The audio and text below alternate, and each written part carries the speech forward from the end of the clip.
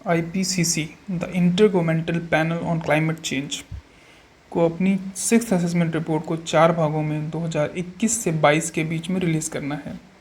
Report का पहला भाग 9 अगस्त 2021 को the climate change 2021 the physical science basis के नाम से रिलीज़ हो चुका है। इस वीडियो में हम डिस्कस करेंगे कि आईपीसीसी क्या है, आईपीसीसी की रिपोर्ट की क्या इम्पोर्टेंस है, अब तक जो रिपोर्ट्स रिलीज़ हुई हैं उनकी क्या इम्पोर्टेंस थी और पर्टिकुलरली इस रिपोर्ट की हमारे लिए क्या इम्पोर्टेंस है और किस तरह यह रिपोर्ट इंडिया के लिए खास है। आईपीसीसी को United Nations Environment Programme UNEP and World Meteorological Organization WMO ने 1988 में इस्टेब्लिश किया था।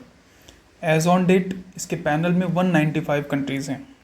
आईपीसीसी को एक ऐसी स्पेशलाइज्ड एजेंसी के रूप में इस्टेब्लिश किया गया था जो कि around the globe climate change पर होने वाली रिसर्चेस की रिपोर्ट्स को स्टडी करेगा और मेंबर कंट्रीज़ को क्लाइमेट चेंज पर पॉलिसी मेकिंग के लिए एक डिटेल्ड सिंथेसिस रिपोर्ट देगा। इन रिपोर्ट्स के 3 बेसिक पिलर्स होंगे। First, to assess the extent of human induced climate change.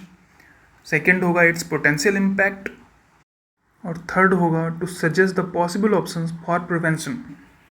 अब तक आईपीसीसी ने कुल 5 कंप्लीट रिपोर्ट्स और 6 रिपोर्ट का पहला हिस्सा रिलीज़ किया है। अब तक रिलीज़ हुई रिपोर्ट्स में फर्स्ट रिपोर्ट 1990 में रिलीज़ हुई थी।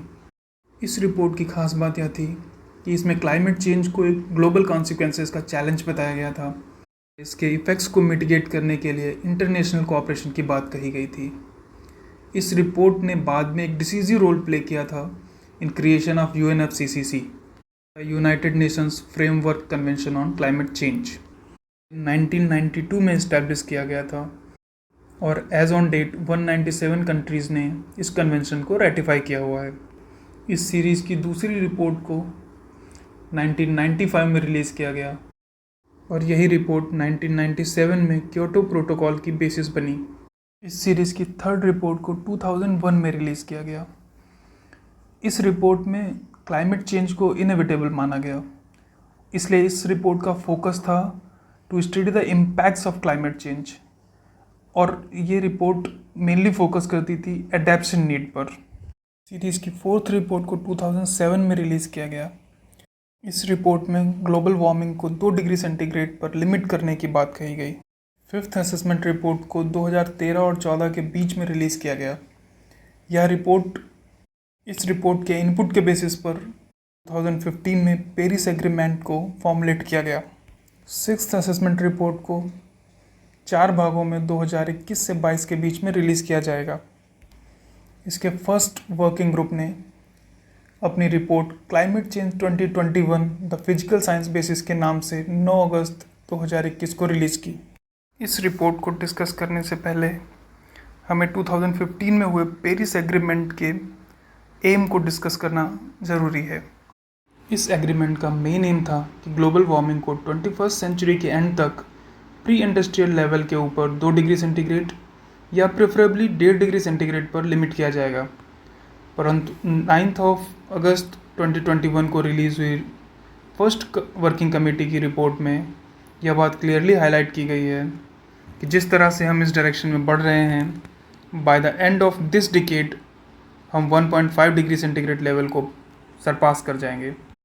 ईयर 2021 आते आते global average temperature pre industrial level से 1.09 डिग्री सेंटीग्रेड ऊपर हो चुका है। इसमें main contribution green house gases का है और उनमें भी हाईएस्ट शेयर कार्बन डाइऑक्साइड और मीथेन का है। इस रिपोर्ट में 4 सिनेरियो डिस्कस किए गए हैं। फर्स्ट सिनेरियो है when there is no climate change policy. In this case temperature will rise by 4.1 to 4.8 degree centigrade by the end of 21st century as compare to pre industrial levels. In the second scenario, if the current climate change policies continue, then the global average surface temperature will be in the range of 2.7 to 3.1 degree centigrade by the end of 21st century.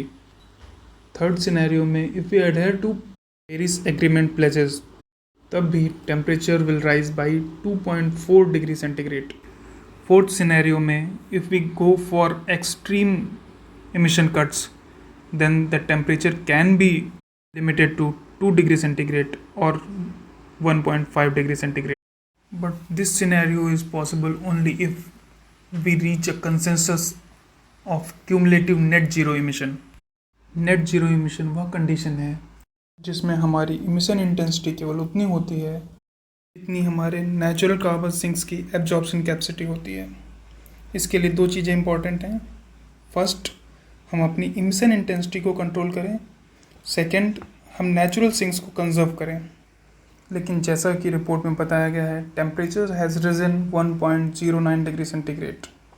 इस condition में we shall be ready to face the severe weather in coming decades.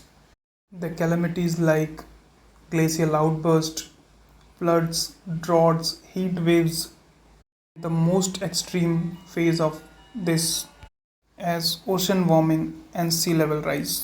Global challenges को discuss करने के बाद we shall now move to India specific challenges.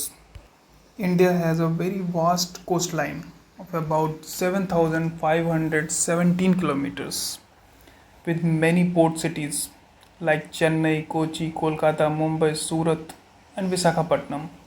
If the current pace of sea level rise continues, then by rise of 50 centimeter in sea level, 28.6 million people will be exposed to coastal flooding. हमारे Himalayan glaciers shrink होते जा रहे हैं, snow cover retreat हो रहा है और जिसकी वजह से ग्लेशियल आउटबर्स्ट, लैंडस्लाइड जैसी एक्सीडेंट्स बढ़ते ही जा रहे हैं। ये सारे एक्सीडेंट्स हम डे टू डे बेसिस पे एनकाउंटर हो रहे हैं, बट 6th असेसमेंट रिपोर्ट में इन सभी घटनाओं को फैक्ट्स एंड फिगर्स के साथ प्रेजेंट किया गया है। रिसेंटली होम मिनिस्ट्री ने लोकसभा में एक क्वेश्चन के रिस्पांस में बताया कि hydrometeorological calamities such as flash floods, landslides and cyclones में अराउंड 6,800 लोगों की जानें पिछले 3 साल में गई हैं। अब सबसे बड़ा क्वेश्चन यह है कि क्या कुछ ऐसा है जो करके हम इन सारी प्रॉब्लम्स बच सकते हैं? क्या हम अपनी कार्बन इमिशन इंटेंसिटी को ड्रास्टिकली रिड्यूस कर सकते हैं?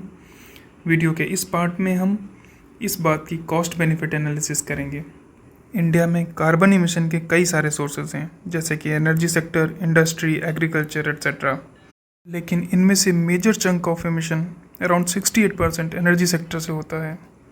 यदि हम इंडिया के एनर्जी प्रोडक्शन प्रोफाइल को देखें तो हमें पता चलता है कि 60% of energy production fossil fuels से होता है। फॉसिल फ्यूल्स में कोल, पेट्रोलियम प्रोडक्ट्स और नेचुरल गैस इंक्लूडेड हैं और ये कार्बन इमिशन के मेजर सोर्सेज हैं।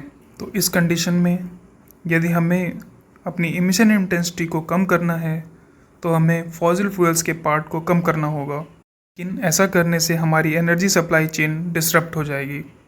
इंडिया आज भी नेट एनर्जी डेफिसिट कंट्री है। फाइनेंशियल ईयर 2021 के लिए इंडिया की एनर्जी सप्लाई डेफिसिट 0.4% है। That means we go for fossil fuel cut, we will be in more deficit. So immediately तो हम फॉसिल फ्यूल्स को कट नहीं कर सकते, but yes we can go for phasing out them. और जैसा कि टेबल में एविडेंट है, growing in renewable energy sector and phasing out in conventional sector. That means we are doing our best. Now only one question stands. Can India alone do something to avoid temperature rise? The answer is no. It has been clarified in the report. The global temperature rise is due to cumulative emissions, and the crisis we are facing as of now is because of historical cumulative emissions. और इस emission में यदि India के part की बात करें तो that contribution is less than 5%, and if we go by per capita emission तो यह कंट्रीब्यूशन ग्लोबल एवरेज के 1/3 से भी कम है। तो इसका मतलब है कि आज जो सिचुएशन हम फेस कर रहे हैं उसमें इंडिया का कंट्रीब्यूशन नेग्लिजिबल है। और एक हाइपोथेटिकल सिचुएशन में यदि हम मान लें कि आने वाले 30 सालों के लिए इंडिया का कार्बन एमिशन कम्प्लीटली 0 हो जाता है, तो इसका इफेक्ट भी केवल इतना ही होगा कि world will get 2 more years to meet the goals of Paris Agreement. Therefore, it is necessary that individual efforts के साथ साथ we should bring in the collective efforts so that the crisis can be avoided. If you found the video informative, then do share it. Thank you.